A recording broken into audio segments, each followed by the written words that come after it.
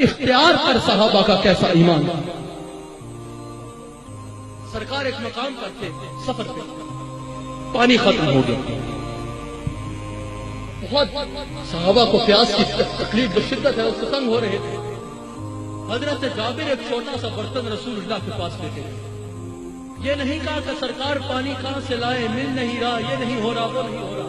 کہا یا رسول اللہ پانی ختم ہو گیا ہے، پانی چاہیے.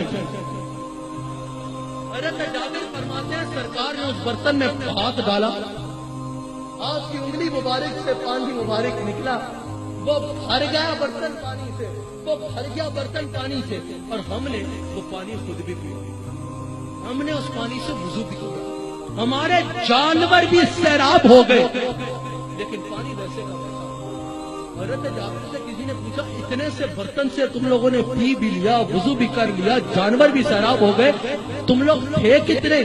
انہوں نے کہا کہ ارے کیا بات کرتا ہے، ہم تو صرف 1500 تھے، اگر 1,00,000 بھی ہوتے تو اس پانی میں ختم نہیں ہوتا. یہ عقیدہ ہے صحابہ کا کہ ان کے ہاتھ میں ہر کچھ